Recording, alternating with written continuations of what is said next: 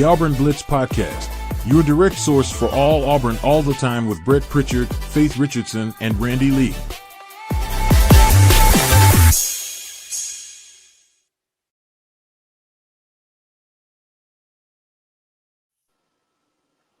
What's up, everybody? Welcome into the Auburn Blitz Podcast here on a Thursday morning. We're glad that you joined us wherever and whenever it is that you join us each and every day here on the Auburn Blitz and making Auburn Blitz part of your daily Auburn athletic intake. We appreciate everybody that joins us each and every day.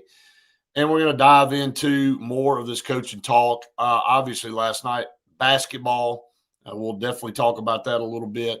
And then kind of where Auburn looks going into these last two football games, Mercer and Alabama, with a chance to get to a bowl game. I mean, let's just be honest about it. I mean, after how bad this season has been, you know, how good would it be for this team and this group of guys to have a chance to go to a bowl game? I know that seems minuscule at the time, and I know that back in the summer when Hugh Freeze made that comment at the golf tournament in Birmingham, people said, "What do you mean the expectations to go to the bowl game?" Well, we didn't know it was going to crash like that. At that time, we didn't have just expectations to go to the bowl game. We expected more. But for this team in this moment would be huge for, man, you talk about some momentum.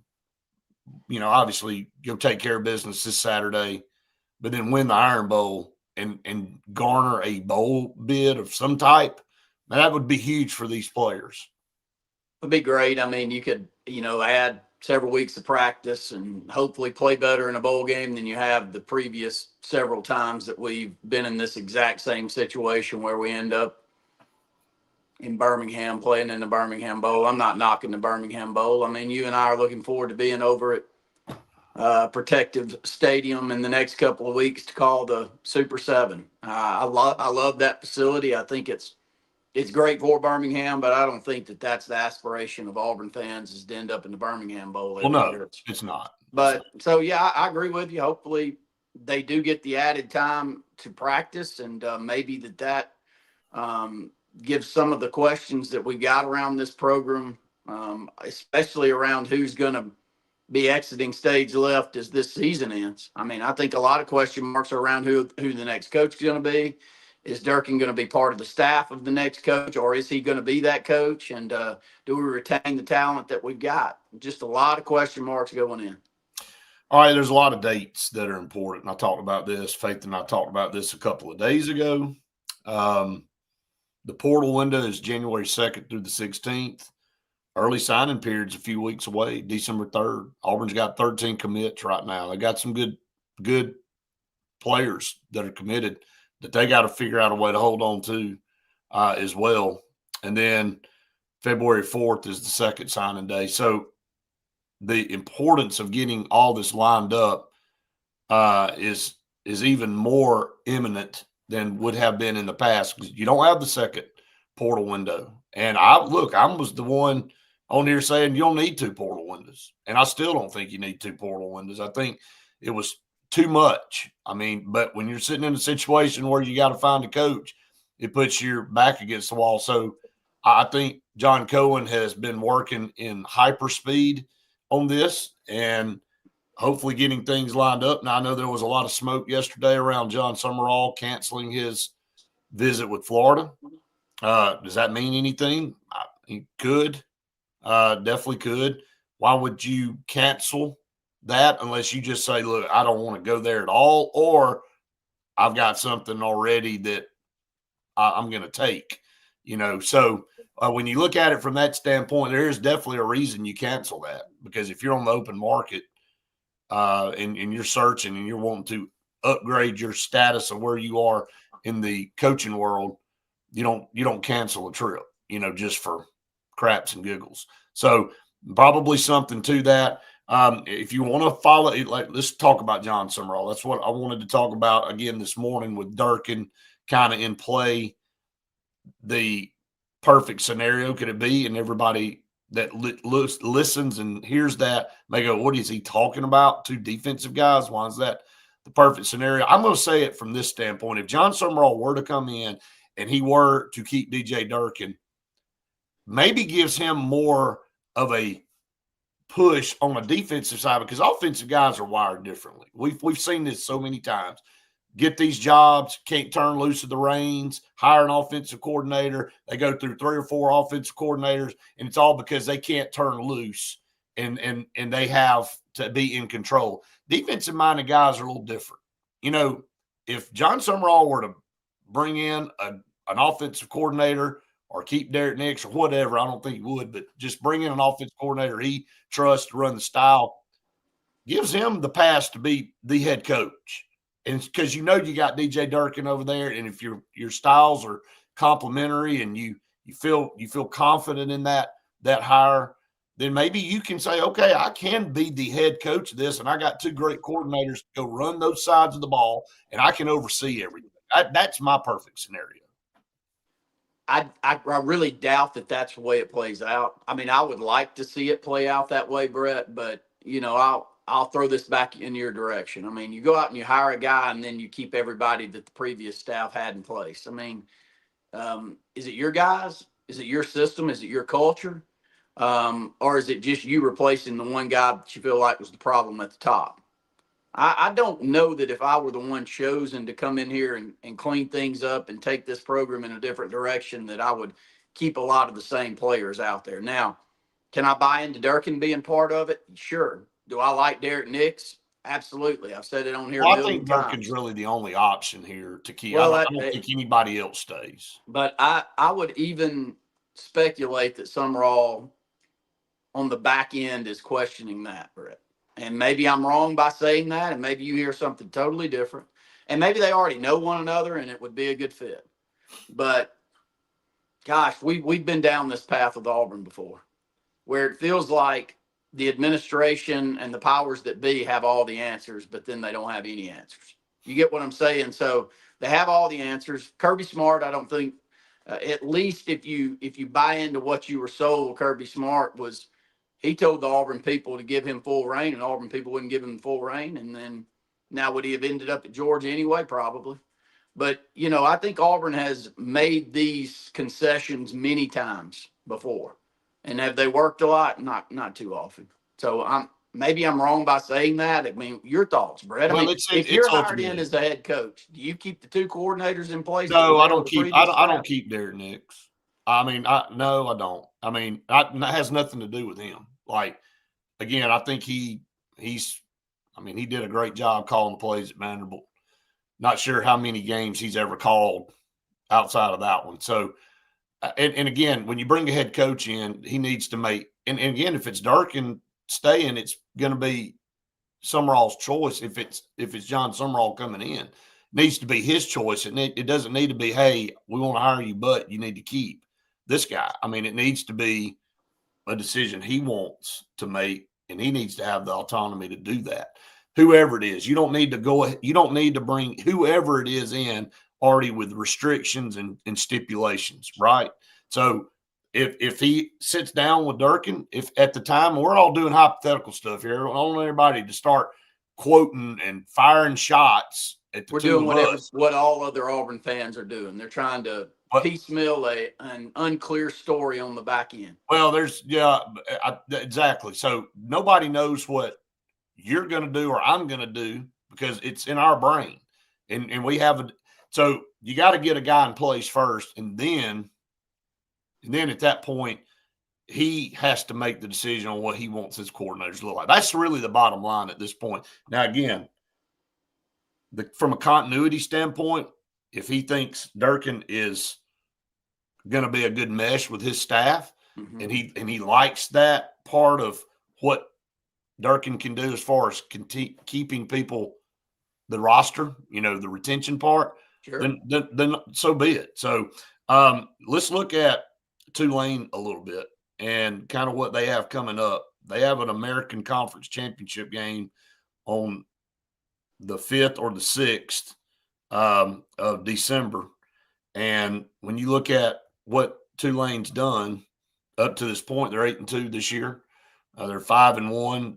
Navy is 8-2 and 6-1. So, but you got North Texas at 5-1 and East Carolina at 5-1. So you got several things, and North Texas is 9-1 overall. So you got 3 teams there, so they're still in the mix here for this this American Conference Championship game, and they don't play anybody that they ain't playing anybody that scares you. They play Temple and they play Charlotte. Charlotte's 1-9 and Temple's 5-5. So, however, all these tiebreakers play out and whatever happens with this, you know, bottom line is that what he's done, and you can say Tulane's a stepping stone job, whatever, but Tulane's never been some powerhouse.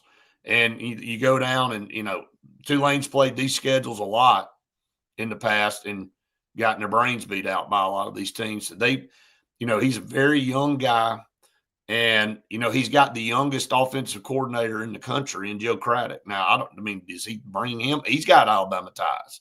Just if we want to talk about some things, he's from the Birmingham area, played high school football like you and I talked about at Briarwood Christian, was a very good quarterback, had a stint there out of college as, you know, one of the assistant coaches, and then moved on through the ranks and has gone on. But again, it'll be Sumrall's choice there on who he brings in. And I mean, I don't know, could it be him or is it somebody else? I don't know. Well, all signs point to he's the leader in the clubhouse, unless I'm missing something. So, I mean, no doubt. Do I have firsthand knowledge of that? No, but is there a lot more smoke around that one than the others? Yes.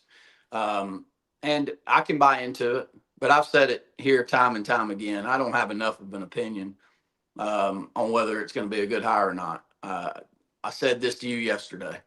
If you'd asked me a couple of years ago if I would have liked Billy Napier to be the head coach at Auburn, I would have said, please give me that guy. Put a mic in front of him. Give me Billy Napier. Billy Napier is the best up-and-coming coach in the country. I can't see how that's not going to be a good fit, and it didn't work out. So I think part of what you get when you get this stepping stone, no matter how successful they've been, is how does it parlay to a much bigger program? And I don't have the answer, nor do you. Do I like the Alabama ties? Do I like the Alabama high school ties? Absolutely, I do. Do I think they know the players in place to go out there and make inroads in Birmingham and the Huntsville market? And of course, you know how important Mobile, but we feel like if there's one positive with this Hugh Freeze regime, it's that Auburn has made inroads in the state of Alabama much more than we did in the previous staff. So that is a positive. Just got to retain that. But I think what Tubbs said down there at the bottom is right. Not necessarily the Charles Kelly part. I don't have anything for or against Charles Kelly, but he said the game just feels like you need great coordinators and a good manager. And that's really the scenario I just laid out to start. You know, Durkin is a great defense coordinator. Unless you just have some type of in with somebody else, I don't know why you wouldn't retain him or figure out a way to do that, because I think they have the same energy. They both exude the same type of energy. He would fit that style, and it allows you to be the head coach, and then you go get whoever your offensive coordinator is, and you bring them in and you let them be coaches. Oh, that's been Auburn's problem, you know, especially on the offensive. You know, we've talked about all this with offensive struggles over multiple head coaches. It's because they can't turn loose the reins. I mean, Gus Malzahn went through one after another, you know, and then I don't even know what happened to Brian Harsin, but then you get to Hugh Freeze, and he did the same thing. I mean, it was just 1-0 coordinator after another, and it was the same product. You know why it was the same product? Because the head coach was calling the plays. That's why it was the same product. So, finally, in my opinion, get away from a guy that can't turn, because I know that was one of your biggest sticky wickets, even when we were talking about Kenny Dillingham, who could still be in play as well. But, you know, could Kenny Dillingham come in here and turn loose of the reins? You know, because he was victim of that when he was here. He was offensive coordinator, and they couldn't turn loose of the reins, and then he left. I mean, you know, Rhett Lashley left, and, you know, I can just go down the list to everybody. Philip Montgomery, I mean, all the ones that have come through here that did not work out, and you were like, well, that guy's not good. That guy's not. Well, no, it wasn't that he wasn't good. It was because the system wasn't good, and the coach couldn't turn loose. So I'm just saying defensive guys are wired differently. And so, yeah, would he have input? Of course he would. But I just think, you know, there's a lot of different schemes in offense, Randy. there ain't a lot of different schemes and things you can do overall on defense. I mean, you can line up different, but overall, your mindset's it's a little bit more dummied down over there. Well, if anything, it's catching up with offenses. I mean, that's the problem. I mean, if you want to know the issue with Hugh Freeze, I think the defenses are catching up with the offenses, especially in this RPO game. Because he never changed anything. Well, I think, first off, I watched Kyle's interview with Bo Wallace this past week. And by the way, it was really good. Go and tune that in. You and Kyle do a lot of programs back and forth with each other. That was a very intriguing conversation on the Hugh Freeze regime at Auburn. And the interesting part to that I really took more than anything else he said was that he felt like it was truly, even when you watch Derek Nix call the game at Vandy, that was Hugh Freeze's offense that he knew. It wasn't, everyone that doesn't have one iota of a clue of what they're talking about felt like Derek Nix within a week implemented Lane Kiffin's offense, and all of a sudden he's calling Lane Kiffin type plays. And Bo Wallace said, no. Everything that he called, I knew exactly what he was calling. And, why in the world did Hugh Freeze lose that? I don't have the answer for that, Brett, nor do you, and nor do any Auburn fan that felt like that would end up working out. It didn't work out. And it goes down the line. I know I'm paid to sit here with you and give some kind of opinion on how this thing's going to work out, whether it's an offensive-minded guy or a defensive-minded guy. But, hell, I can go down the list of defensive-minded guys that haven't worked out either. The big thing's you just got to find the right leader with the right culture, and it fits to Auburn. I mean, because you can talk about Charlie Strong. Defensive minded. Well, I can name other programs that went in that direction that it didn't work. I'd just rather try something different than continue to go down the same path. At the end of the day, you can try something different and not work either. I mean, you got to. Yeah, but you got to try something. Well, you got to trust the athletic director to pick the one that he thinks is going to fix it. And if it doesn't fix it, then he loses his job too. And that's where we are with this program. That's where Mal Moore was with Alabama. Right. Lord, let's don't forget that nightmare of a program that he just lucked into. He lucked into the right leader, and he wasn't leaving Miami until he got the right leader. And now we've got to be confident that John Cohen has a good sense who the next leader needs to be at Auburn and makes the right hire, because he's already made the wrong one once. Yeah, I mean, that was a disaster. I mean, I looked down at Justin, I was going through offense. I just skipped the Brian Harsin era because I don't even like to bring those names back up. But then I look back at Austin Davis. Did he even coach? Was he here for like 2 weeks and then left? I mean, of course, Bobo, now he's at Georgia. He's obviously doing fine there. And Keesaw, I mean, I just – it's been the same song, different dance for the last 3 football coaches with Malzahn, Harsin, and now Hugh Freeze. They have brought in an entire coaching tree of offensive coordinators that have moved on to other places. Please, Brett, don't leave Tommy Tuberville out of this nightmare. Look, he got it right a couple of times, but we have not hired one worse than Tony Franklin.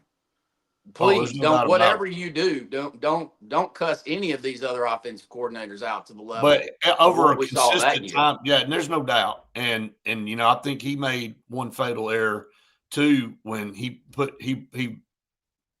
promoted Hugh Nall, right? And then he knew that was not the right. That was a buddy move, and I mean I can just tell you that was a buddy. And so I'm not pushing him away, but he was better. His era was better than the other ones. He got Al Borges right. Got Bobby Petrino right. Yeah. I mean, hell, that wasn't nothing wrong with him.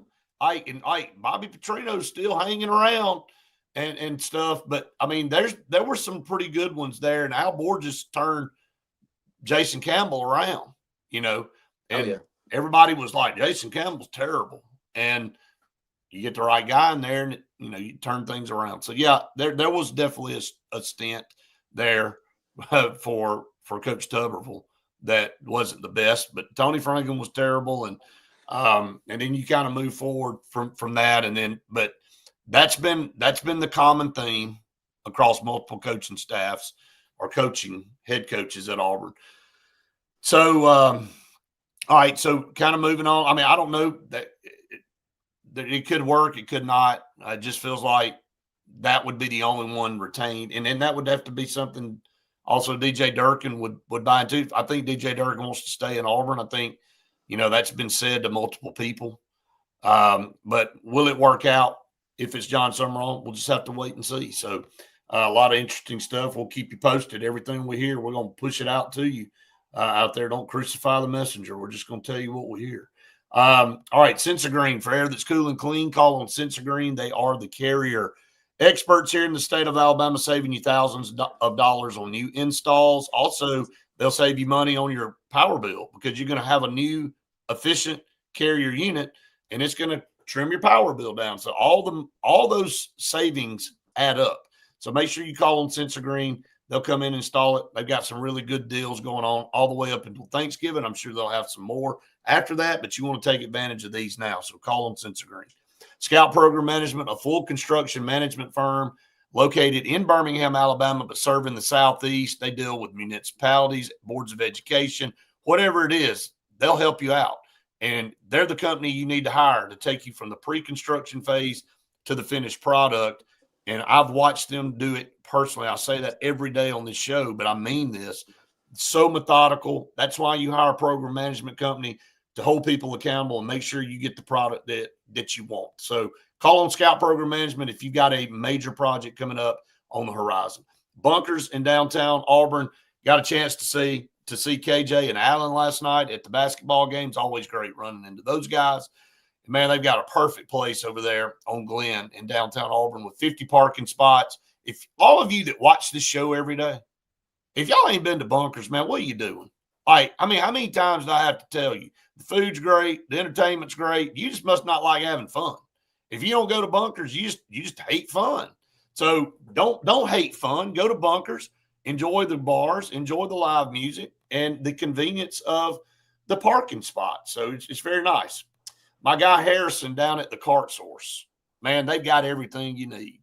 And if you're looking for a Christmas present, and I know you are, because a bunch of you guys out there, you procrastinate, you wait. I know how it goes. So you know what Harrison's going to do? He's going to come to the rescue. He's like, I got your product right here. Easy Go Cushman, Yamaha, Club Car, whatever it is that you're looking for. And they work out deals where you can bring it in and you can have it serviced. You can rent the thing for an event or whatever.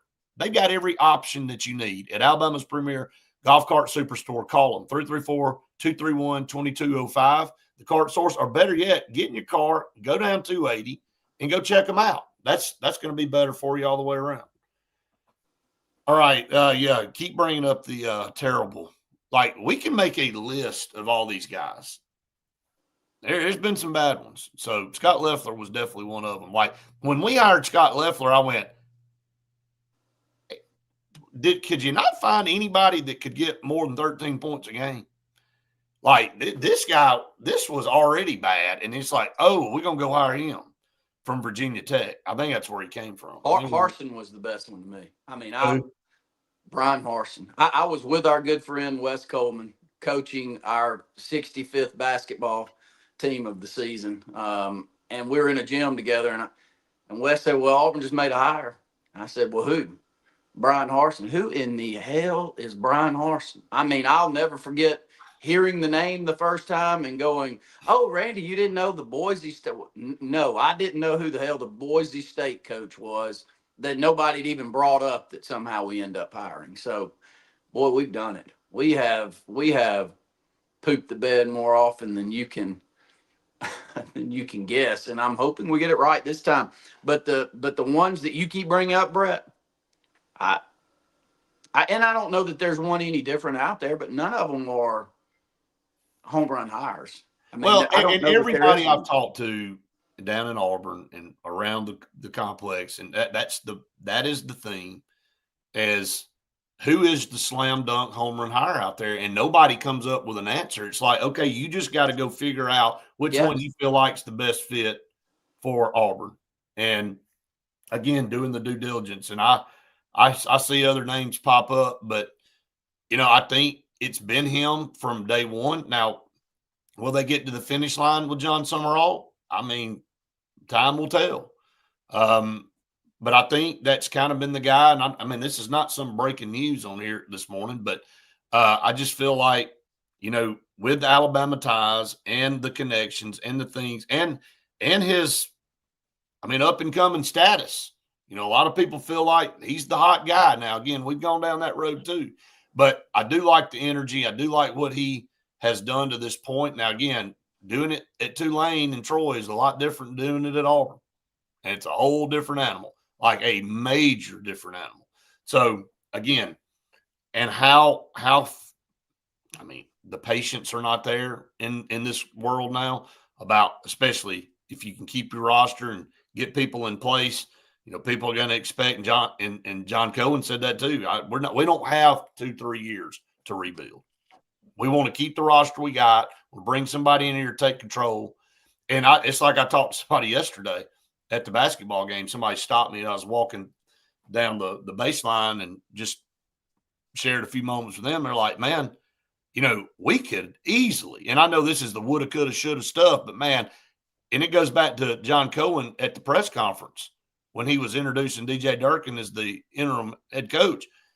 If you just had a mediocre offense, we ain't even sitting in this situation. He goes, we're not even having a press conference. If you just had a mediocre offense, you win 3 more or 4 more of those games that you lost. So, and I know that we said that last year too. That's why Heifer isn't here anymore. So you got to go in another direction, but you're not maybe as far away as you think you are. So you don't just wad the whole product up and throw it in the trash. You may be right there on the cusp. You may be closer than you think you are, rather than as far away as it's felt. Right? I agree, but that's part of the decision you're making here.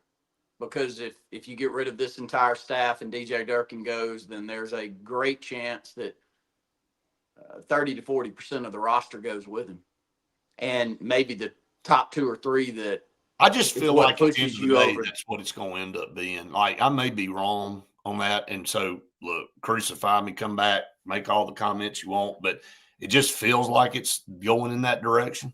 Yeah, and. Then I don't know. That's why I put it up there at the top. If that's the way it goes, if that's the way it goes, then you got to be patient because it's a total start over. And so I don't know. If total start over in what way? If 30 or 40% of the roster heads out because DJ Durkin and Derek Nix and the entire staff's gone, and no, I'm saying the opposite of that. I'm sorry. I'm saying DJ Durkin stays and John Sumrall gets the job. Okay. That's what I'm saying. I'm saying that. Well, that's part of the decision. The point I'm making is that's a big part of the decision right here. Of course. Because, but that's why I said perfect scenario could be John Sumrall and DJ Durkin staying in place and keeping as much consistency, and then a full look at all the assistants and who would you want to keep on this staff if you're John Sumrall, like from position coaches. Would it be TJ Rushing? Would it be somebody like, I know he's got connections and ties to some of these guys, and he may want to keep a few of these guys, in place, but he's also got his guys that he's going to bring in, just like any coach. And so, that's it. We broken that thing down 6 ways to Sunday, and that's kind of the scenario that I think could be the best one for Auburn. That it may not happen, but that's why I said Sumrall and Durkin together from a roster retention and a coach that John Cohen wanted, and then bringing in the staff to fill in the pieces could be the best fix to keep things as, I guess, stable as possible. Well, that would be the ideal situation. And let me spin it over. I know we only got a couple more minutes here, Brett, so let me have at least some fun with finish up with you this week on the Auburn Blitz. And please let me talk about the basketball team. I was shifting there. I was driving you in that direction. Don't just hold on a minute. Let me get there. Don't drive me 30 minutes down this football coaching search path that I have. You got to talk about it, though. You have to talk about it. Well, we can talk about it, but I don't have any answers, nor do you. I do know what I saw on the basketball court last night is positive. Does it mean that Auburn ends up winning 15 games in SEC play. I don't know. But here's what I saw last night, man. Our communication on the defensive side of the ball, and you tell me if you saw the same, Brett. Our communication on the defensive side of the ball was much better than it was a few weeks ago. And our length on the perimeter is a problem. Like when we do get dialed in, and I'm talking about our 2 3s and 4s. When we do get dialed in with those guys and the effort that we saw last night, and I know Jackson State was terrible, and No, they were I terrible. was just about to preface, I'm with you. They're terrible. They are one of the worst basketball teams I've ever witnessed. They were bad, but you still have to look into the effort that Auburn was giving and the pressure that we were putting on from start to finish was really, really good. And Simon Walker can help.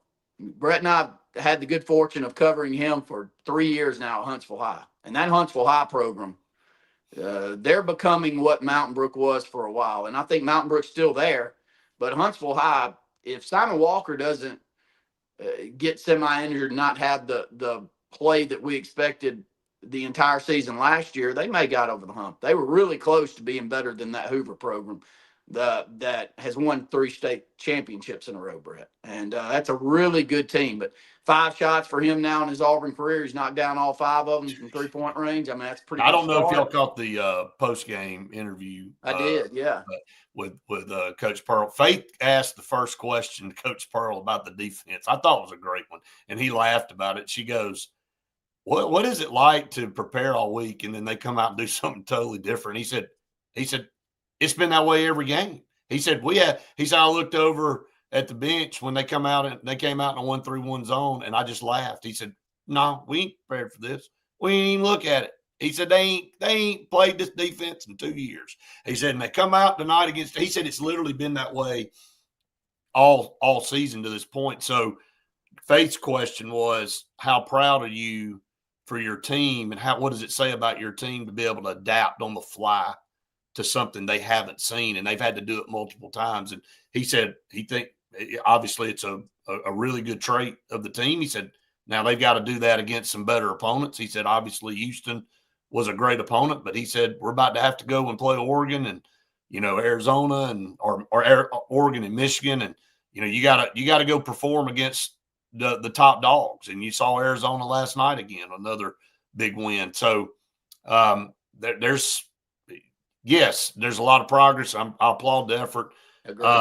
And saw some really good things. Got a chance to play a lot of guys last night, which need to get those minutes. There's some guys that need to find themselves still, Bashir being one of them, because you're going to count on him to have, some quality minutes because he's a good defender.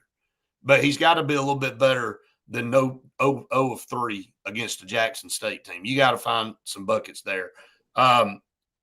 I think Emeka Oporum is continuing to get better and becoming a piece there that you're going to need as a rim protector as he gets stronger and more in tune with everything. I really like Overton. Overton is shooting the ball way better than Tahad right now, and Overton is a defensive guy that came in. Like, you went and got Overton because of his defense, and he's shooting the ball way better. So I'm just hoping that Tahad can break out of this. It was not good. Like, he was hesitant. Starting to be a little hesitant to shoot the ball now after he missed that first one. You could just see it was like, oh, crap. And then there was one later in the game he shot from the top of the key wide open, and it was a bad miss. So it's just a mental thing for him right now. There's no question about it. He's got to see some fall, and he's got to get his confidence back because Auburn's going to need him. They got to have him. Well, they need him. But Auburn's minus Keyshawn Hall and his 23 points per game last night and go well over 100.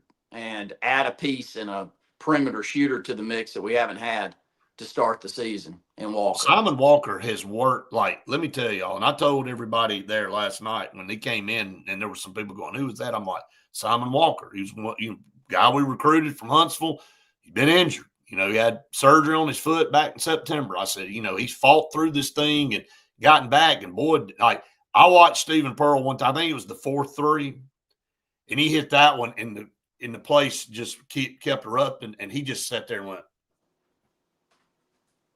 And it was like, he's like, what is going on here? Like, you knew he could shoot, but that's what he is. He's a shooter. Well, coming off the bench, and let me say this, Randy, being there in person, his shot may be one of the prettiest on the entire team. Like when you talk about a pure shot, it comes out of his hand. It's like there's no way that's not going in. And I don't know that he touched anything but the bottom of the net on those shots. One. He did. Well, and Pearl said, I'm only going to give him credit for 4. He said, I'm not counting the bank. But like the shot coming out of his hands is unbelievable. I mean, this was not a fluke. Now, he ain't going to go 5 for 5 every night. But the way he shoots the basketball and comes off screens and can set up, if you give that guy some space, he's going to make you pay. He is a great piece to this team that needs some more depth. And he has played in the summer circuit and at Huntsville High against top talent in the country. And I followed him on both because I was very hopeful that Auburn beat Tennessee to him at the end. I mean, he had options. It wasn't just Auburn coming in because it's an in-state kid that they want to keep. I mean, Walker had options out there, and we get him. And part of the reason, yes, he had a great high school career at a great 7A program that only lost a couple of games in the last few years. And those games they've lost have been nail biters to the state champion in Hoover both times. So they have had exceptionally good years. But his summer stats, Brett, are the same. And he plays in the top circuit. And he's been playing at the top circuit. So big get. We need shooters. We got them. I think he's a great piece to add into the mix. As athletic as we are on the perimeter, including Tahad, you add someone that can sit over there and knock down 2 or 3 threes a game and hopefully play well enough defensively to keep himself in the ball game, which I think is going to be part of the issue dealing with that foot injury or coming back from it, is to not lose a step on the defensive end. I love our piece. I love the pieces, man. We didn't even talk about Elijah Freeman, who really kind of set the pace early in the game. If he would have played the whole game, he would have had a triple-double last night because he had 5 assists, 6 rebounds, and he had all that at half, pretty much. Yep. I think he had 5 and 5 at half. And Murphy had 13 and 6 at the half, and I mean, he could have easily had a triple-double. Like, this guy's a pro, man. Like, I'm going to stretch out a little bit and say that he may be the 3rd best player on the team or the 2nd best player on the team behind Keyshawn Hall. Well, the ceiling's that high. That's kind of where I'm going. Yeah, I agree. Yeah, I mean, from an ability to do multiple things, I mean, obviously Tahad is right there, and he's not. But for the most part, I mean, it's Hall, and then it's however you want to break down, Freeman and Murphy and Tahad, in whatever order you want to put them in as far as their importance to the team, whatever. But Caden Magwood, did see a little bit of them together last night out on the floor. Didn't see a lot of that, but did see that flashes. And Caden had 6 points there. He obviously needs to continue to improve. And Steven talked about that as well. He's like, when his defense gets better, he'll get more minutes. Like he really kind of puts everything on the defensive side. If you can't play defense, I don't care how good you can shoot. You're not coming out.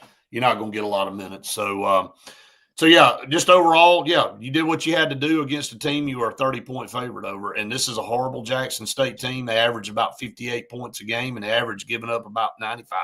So that's the 3rd time they've had 100-plus points scored on them this year. And, they got one player that I think a lot of people would want.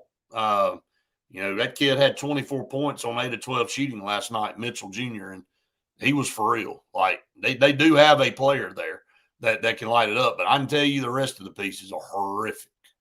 Like, it looked like, had somebody text me last night during the game and said, I feel like I'm watching the Harlem Globetrotters with Auburn, because it was just the steals. There was one time, I think Auburn got 3 consecutive steals on the basket. I'm like, good God. So, they're just a bad team, but you did what you were supposed to do against. You didn't have to go to overtime with this one, like you did the Thune-Cookman. So, all right, a couple more of our partners here on the program. We're going to get off this morning. Russell Medical Center voted one of the top 3 best hospitals in the state of Alabama. Top-notch medical care in a small-town community. If you don't want to fight the big city traffic and all the hassle that goes with that, come to Russell Medical Center that's partnered with UAB Health. I don't know that there's a better network in the country, or maybe even the world. They have everything that you need, every facility, every type doctor that you need. So check out Russell Medical Center. Clean facilities, great doctors, great facility. Obviously voted one of the top 3 in the state, so you need to check them out. Oliver Ross, for all of your parties, your Christmas parties, whatever, your watch parties, whatever kind of party you need an excuse to have, you need to hire Oliver Ross to come be the bartenders. Of course, they do weddings. They do all these functions. They do major conventions, fully licensed and trained bartenders to come out to your function and handle everything you need. So call on Oliver Ross. Go check them out on Instagram, and you can get in touch with them right there, and you can book them for your next event. You'll be glad that you did it. You don't want to hire me and Randy. Yeah, Tubbs, I agree. Freeman is definitely potential first-round guy with what he has, with his length, his ability to dribble, his ability to shoot outside. He's definitely that was a huge get for Auburn.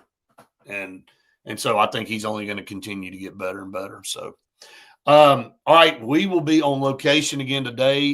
We will be in Davil, Alabama. Faith and I will be at the Pedal House in Davil, Alabama, one of the 8 million businesses that Eric McKinley is tied into in some form or fashion.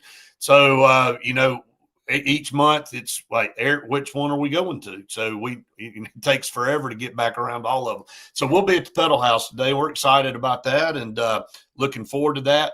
If you're in that Davil area, come by and see us. We appreciate this. I had a couple of people tell me the other day, and somebody sent a message that, hey, we appreciate the effort that it takes for you guys to go on location and mix things up a little bit.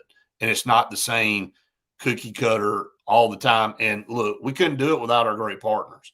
We're not just going to these places and setting up because we want to go set up somewhere. We're going because we got a partnership, and we appreciate them very much. And so, yes, it takes the effort, but that's what we're here for. We want to do things differently, and we want to give exposure to the people that are partnered with us. That's part of the deal. So we appreciate all of them so very much. And if you're one of those businesses out there that you'd love to see us come and do our show from, reach out to us. We'd love to add you to the mix. There is no limitation. I know Faith will probably kill me when I say that.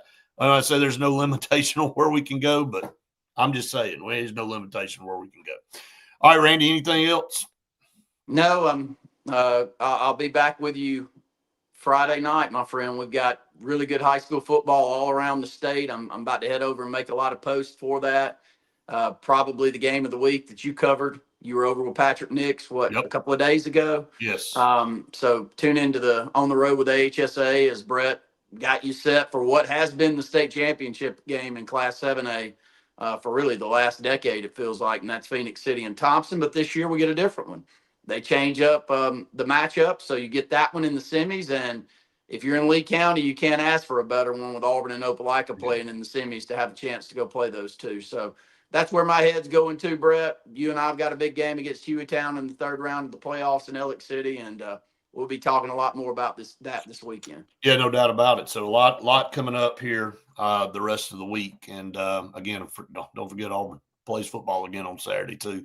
So, all right, everybody, we appreciate all of you. Make sure you go hit the subscribe button on our YouTube channel. We appreciate all of you that have done that so far, and make sure you hit the like button. All right, everybody have the best day ever. Go be good to people. Go be nice. It just takes the same amount of effort that it does to be some negative Nancy. So go out there and be a shining light to people, and we will see you at lunch for more of the Auburn Blitz.